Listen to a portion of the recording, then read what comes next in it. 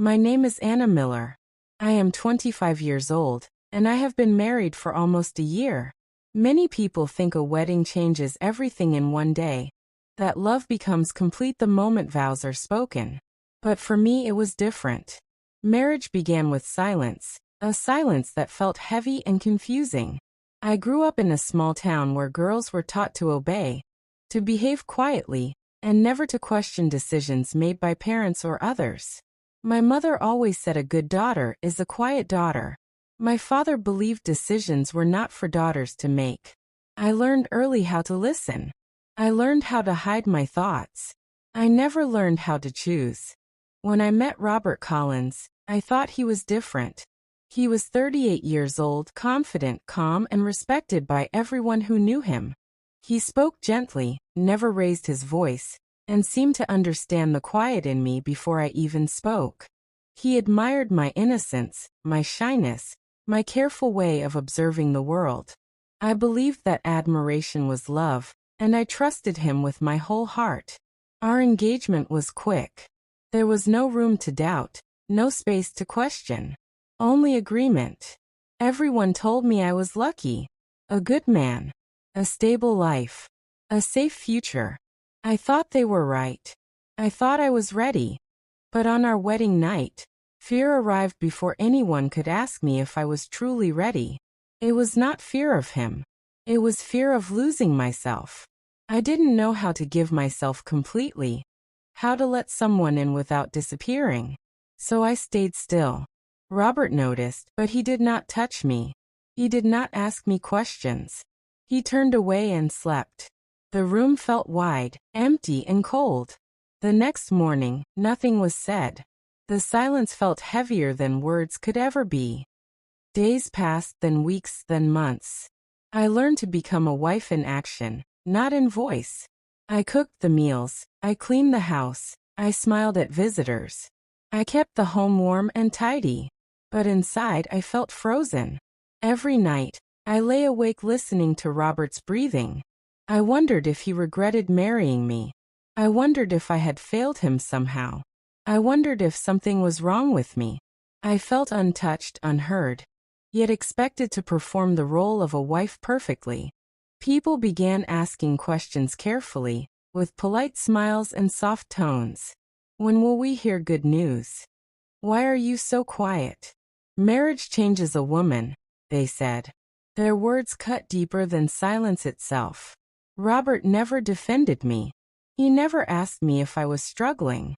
And he never blamed me. That quiet neutrality confused me more than anger would have. One evening, I overheard him on the phone with his sister.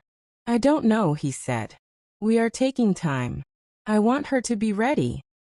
The words taking time made my chest tighten. That night, I cried silently, not because of him, but because I did not know myself. I had entered this marriage without knowing who I was, and now I feared I might never find myself inside this role. The thought was terrifying. Months passed, and I learned small lessons about myself. I learned that fear was normal. I learned that silence could protect me or trap me. And I realized something crucial. I could no longer live only in obedience. My heart and mind needed a voice. One evening, Robert came home earlier than usual. He didn't change his clothes. He sat across from me at the table and looked at me with a calm, curious expression. You are afraid of me, he said quietly. I wanted to deny it. I wanted to hide the trembling in my hands. But the truth spilled out before I could stop it. I am afraid of losing myself, I whispered. He stayed silent for a long time. Then he said something I never expected. No one ever asked me if I was afraid, he said softly. That night, we began to talk, not as husband and wife, but as two humans, learning to understand each other. I spoke about my childhood, my upbringing, about obedience and silence, about a life where choices were never mine. He listened. He didn't interrupt. He didn't argue. He simply listened fully and patiently. It was the first time in my life I felt heard. I realized that marriage was not just about physical intimacy, but about understanding, respect, and shared space for each other's growth. That night, I understood that my fear had not been weakness. It had been a sign that I needed time to awaken to myself, to reclaim my voice inside the marriage. Slowly, I began to practice choice. Small choices at first. What I wore, what I ate, when I wanted to rest. Each choice felt like a victory. Each choice made me stronger. Robert never rushed me. He simply waited, respected my pace, and allowed me the space to grow. That respect became the first foundation of intimacy between us, stronger than anything else. Months went by, and I continued to grow in small steps. Each day, I learned a little more about myself. I began noticing how my thoughts shaped my emotions. I noticed the quiet strength I had always ignored. Cooking, cleaning, smiling for visitors. These were still my daily tasks, but they no longer defined me. I was learning that a wife could be more than the sum of her duties. I began keeping a small notebook, writing my thoughts, fears, and hopes. Writing made me brave. It gave my voice a place where no one could judge it. I wrote about my fear of disappearing in marriage. I wrote about the loneliness that lingered behind polite smiles. I wrote about wanting to feel safe in my own home. Not just in my body but in my mind and spirit. Robert noticed the notebook. He asked quietly one night, "Do you want to share your thoughts with me?" I hesitated at first. Then I nodded. That moment felt like a small bridge between us. I realized that intimacy was not only physical.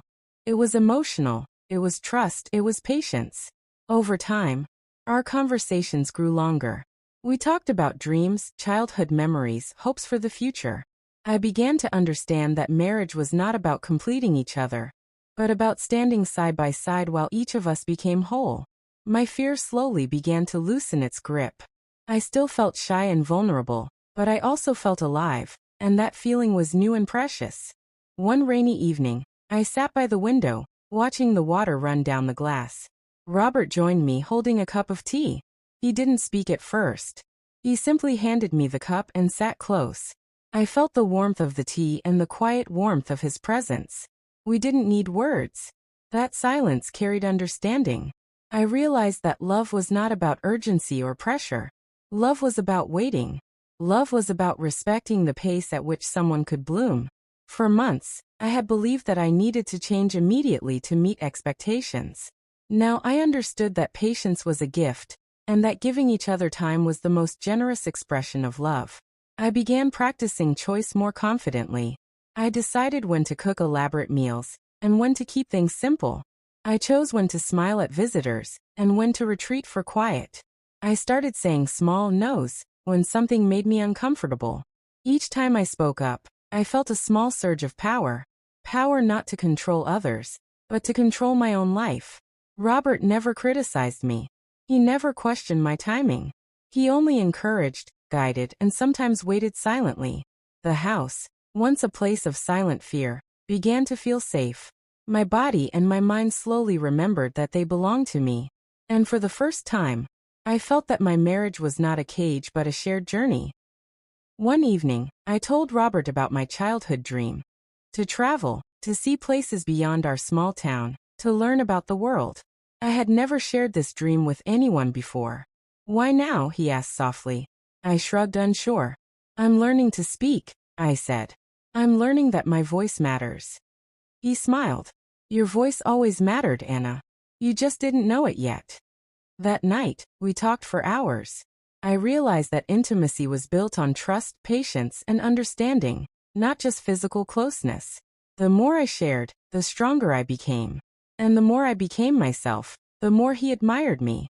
Not for obedience, not for perfection, but for my courage to speak and feel. I began to dream bigger. I planned small trips in my mind, imagined learning new skills, meeting new people, discovering who I could be outside of marriage. Robert encouraged me quietly, with no pressure, simply offering support. I realized that respect in a relationship could be more powerful than passion. With each passing day, my fear slowly receded.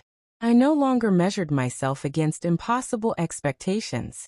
I was growing, learning, and slowly stepping into the life that belonged to me. Even as a wife, I understood that being a wife did not mean losing myself. It meant sharing myself willingly, carefully, and with love. Months later, a turning point arrived. I realized that I could reach for him, not because I was expected to, but because I chose to. One night, I took his hand in mine. His eyes met mine, calm and patient. There was no rush, no pressure, just presence. That night, I understood that intimacy was a gift given, not a duty performed. I felt a wave of calm, a wave of joy that was different from excitement or obligation. This joy came from choice, from understanding, from finally standing fully in my own skin. Robert didn't speak. He didn't push. He simply allowed me to lead my own heart. And for the first time, I understood that marriage could be a place where I felt free. I also realized that people outside would always have opinions. They would comment, question, or judge. Some would call me the virgin wife, as if it were a mark of shame. But I knew better now. My purity, my timing, my choices, they belonged to me. No one else. I was learning that life, marriage, and love were mine to shape, in my own time, on my own terms. Slowly, my confidence grew. I could speak about my fears without shame. I could make decisions without guilt. I learned that consent, trust, and patience were far more important than meeting anyone else's expectations. I no longer feared the judgment of relatives, friends, or even strangers. Robert noticed this transformation. He admired it quietly. He never demanded anything. He only offered gentle support. Our conversations became deeper. We shared dreams, hopes, regrets, and fears. I realized that respect, patience, and listening could build intimacy stronger than desire or expectation. I also began to notice my own strength. I could stand firm in my decisions, voice my opinions, and set boundaries. It felt like a new power, a quiet power that had always been inside me, waiting for permission to emerge. The house, once a place of fear and silence, became a home filled with understanding, respect, and quiet joy. I realized that being called the virgin wife was no longer frightening. I had transformed the meaning entirely. It no longer represented weakness but patience. It no longer symbolized shame, but self-respect. I had chosen myself, my timing, and my voice. One evening, I looked at myself in the mirror and saw not a frightened, obedient girl, but a woman who had grown slowly, carefully, and wisely. I had learned to balance love and self-respect, intimacy and patience, presence and choice. Robert and I had reached a new understanding. Our marriage was no longer just about roles, duties, or expectations. It was about partnership, trust, and the freedom to be fully ourselves. I felt complete, not because of him, but because I had chosen myself and allowed love to meet me on my terms. The fear that had once gripped me was gone. I no longer hid from the world, nor from myself. I had awakened to my own strength, my own voice, my own freedom. And in that awakening, I found that marriage could be a place of growth, safety, and love, not control, fear, or obligation. People will always talk. They will always judge. They will always whisper words meant to shame. But I have learned that my life, my body, my choices, and my voice belong to me alone. I am still Anna Miller, 25 years old. I am still Robert's wife, but now I am also fully myself. I am no longer the virgin wife, in the way the world imagines. I am a woman who learned patience, courage, and respect. I am a woman who found her voice and chose when, how, and with whom to share it. I am a woman who finally understands that intimacy, love, and trust are gifts given freely, not obligations demanded. And as I look forward, I know that my story is not about shame, nor about weakness. It is about strength, patience, choice, and awakening. It is about learning to love myself first, so that I may truly share love with others. This is the story of a wife who finally became whole. This is the story of a woman who chose herself. This is the story of the virgin wife.